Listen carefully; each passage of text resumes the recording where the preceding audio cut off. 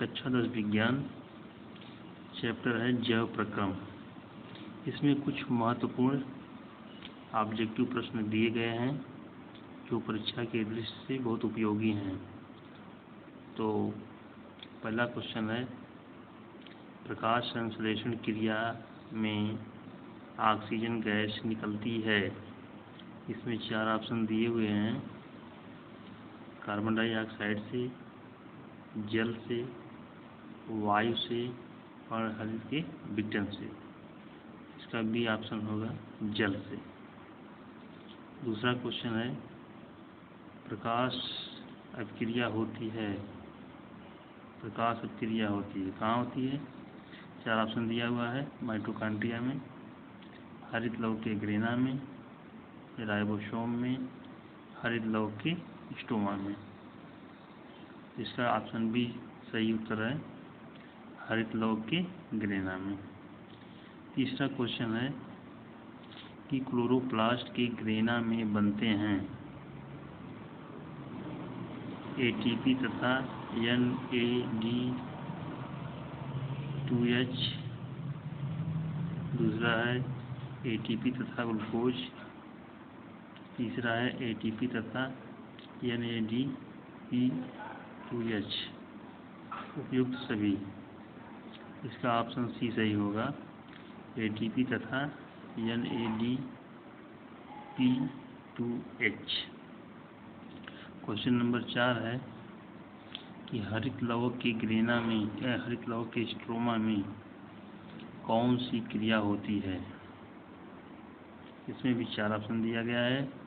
Number 1 है प्रकाशीय अपक्रिया, number 2 है अप्रकाशीय अपक्रिया, तीसरा है ए और बी दोनों अपक्रियाएं, चौथा है इसमें से कोई नहीं। तो इसका उत्तर होगा बी, अप्रकाशीय अपक्रिया। क्वेश्चन नंबर 5, पादपों में वायु प्रदूषण कम करने वाली प्रक्रिया है। इसमें 4 ऑप्शन दिया हुआ है। नंबर 1 है श्वसन, नंबर 2 है प्रकाश संश्लेषण, नंबर 3 है वाष्पोत्सर्जन, नंबर 4 है प्रोटीन संश्लेषण। इसका उत्तर बी सही होगा, प्रकाश संश्लेषण। क्वेश्चन नंबर 6,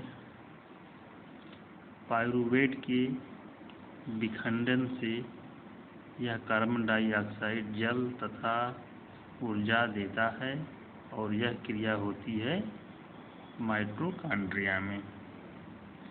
क्वेश्चन नंबर 7 है, स्वपोषी पोषण के लिए आवश्यक है।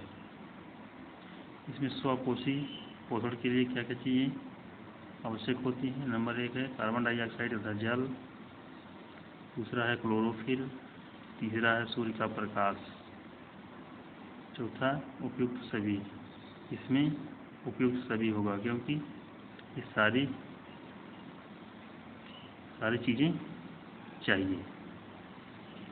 क्वेश्चन नंबर 8, आहार नाल की सी के आकार की संरचना है। सी के आकार की संरचना कौन सी होती है? आमाशय, ग्रहणी, ग्रसनी, कृमि रूप परिशेषिका। इसका ऑप्शन बी सही है, ग्रहणी। क्वेश्चन नंबर 9, मनुष्य में ग्रास नली की लंबाई होती है। ऑप्शन है ए 5.8 सेंटीमीटर, 25 से 30 सेंटीमीटर, 1.5 मीटर, 15 फीट। इसका ऑप्शन बी सही होगा, 25 से 30 सेमी। क्वेश्चन नंबर 10, मनुष्यों में लाल ग्रंथियों की संख्या होती है 2 जोड़ी, 3 जोड़ी, 4 जोड़ी, 5 जोड़ी। इसका ऑप्शन बी वाला सही है, 3 जोड़ी। क्वेश्चन नंबर 11 है, कृमि रूप परिशेषिका किसका भाग होता है? छोटी आंत का भाग होता है, अग्न्याशय का भाग होता है, बड़ी आंत का भाग होता है या ग्रास नली का भाग होता है? तो इसका ऑप्शन सही होगा बड़ी आंत यानी कोलन का भाग होता है। कृमि रूप परिशेषिका जो होता है बड़ी आंत का भाग होता है। क्वेश्चन नंबर 12, मनुष्य में दूध के दांतों की संख्या होती है 20 दांत होते हैं। क्वेश्चन नंबर 13 है कि मनुष्य के प्रत्येक जबड़े में चवर्णक दंतों की संख्या होती है। चवर्णक दंत क्या होते हैं? जो चबाने वाले दांत होते हैं उसको चवर्णक दंत कहते हैं। वो जबड़ा होता है, उनकी संख्या होती है 6। क्वेश्चन नंबर 14, ग्रास नली द्वार पर लटकी हुई पत्ती के समान कार्टिलेजी रचना कहलाती है। एपिग्लॉटिस। एपिग्लॉटिस का काम होता है कि जब भोजन अंदर लिया जाता है, चबाने के बाद जब भोजन निगला जाता है तो वह श्वास नली को बंद कर देता है और भोजन अंदर चला जाता है। क्वेश्चन नंबर 15, यकृत स्रावित करता है लार, जठर रस, पित्त रस, अग्न्याशयी रस। तो लीवर से स्रावित होता है पित्त रस। क्वेश्चन नंबर 16, आहार नाल के पेशीय संकुचन को कहते हैं कर्माकुंचन गति कहते हैं इसको। क्वेश्चन नंबर 17, जठर रस स्रावित होता है आमाशय से। क्वेश्चन नंबर 18 है स्टेप्सिन एंजाइम क्रिया करता है वसा पे। 19वां है निम्न में से विटामिन का कौन सा जोड़ा जल में घुलनशील है?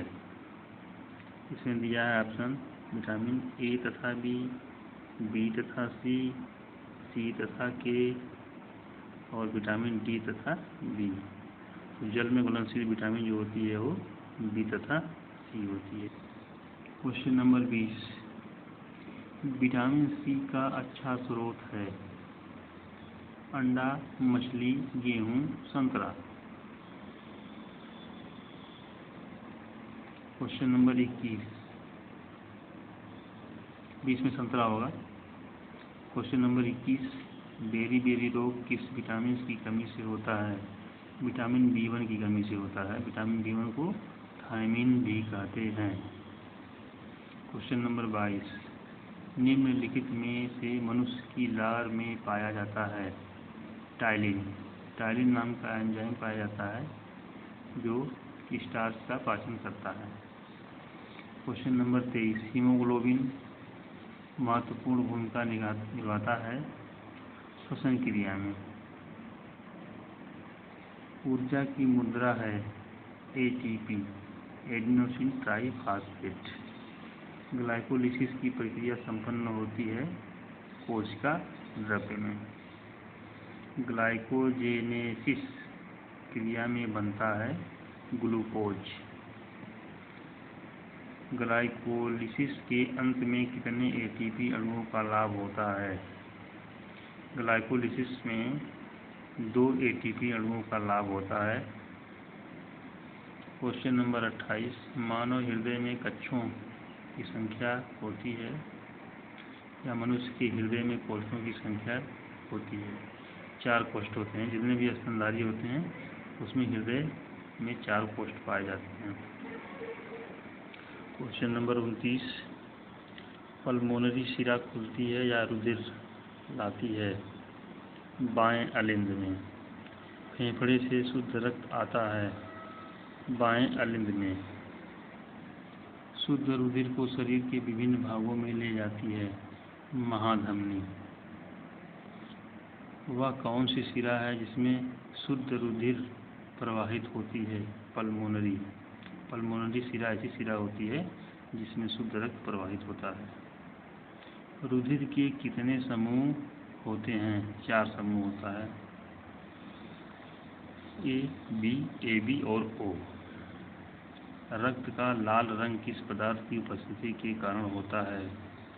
हीम के कारण होता है जो हीमोग्लोबिन बनाता है। लसिका में नहीं पाया जाता है लाल रुधिर कणिकाएं लसिका में नहीं पाए जाते हैं। पौधों की पत्तियों तक जल एवं खनिज लवण स्थानांतरित होते हैं जाइलम द्वारा। जाइलम द्वारा जड़ से जमीन के अंदर से खनिज तथा जल को स्थानांतरित करते हैं। पादप में जाइलम उत्तरदायी होता है जल का वहन, यानी जल को नीचे से ऊपर यानी जमीन के अंदर से जल को पौधों के पत्तियों तक पहुंचाने का कार्य करता है। फ्लोएम द्वारा भोजन का स्थानांतरण होता है सुक्रोज के रूप में। 39वां क्वेश्चन है, पौधों में भोजन का स्थानांतरण होता है फ्लोएम द्वारा। क्वेश्चन नंबर 40, डिक्सन एवं जाली संबंधित हैं रसारोहण से। एक वैज्ञानिक हैं डिक्सन और जॉली, और ये दोनों जो है उस रसारोहण की प्रक्रिया को अध्ययन करके बताया। निम्नलिखित में से कौन सा त्वचा का कार्य नहीं करता है? लैंगिक लक्षण। इसमें जो है त्वचा का कार्य संवेदना, सुरक्षा, उत्सर्जन, लेकिन लैंगिक लक्षण नहीं होता है। मनुष्य में दुग्ध ग्रंथि स्तन ग्रंथि रूपांतरित रचना है तेल ग्रंथि की। अमोनिया का यूरिया में परिवर्तन करता है यकृत। मनुष्य में वृक्क एक तंत्र का भाग है जो संबंधित है उत्सर्जन से, उत्सर्जन के लिए होता है। ओमन संपुट भाग है वृक्क नलिका का। गर्मियों के दिनों में किस कारण दोपहर में पौधे मुरझा जाते हैं? वाष्पोत्सर्जन की अधिकता के कारण पौधे मुरझा जाते हैं। पादपों में जाइलम का कार्य होता है या पादपों में जाइलम का मुख्य कार्य होता है जल का संवहन, यानी जल को जड़ द्वारा खींच करके पत्तियों तक पहुंचाना। कोशिकीय प्रक्रमों में ऊर्जा मुद्रा है एटीपी, एडेनोसिन ट्राइफॉस्फेट। पित्त रस का स्राव होता है यकृत में। केवल जल में घुलनशील होता है विटामिन सी।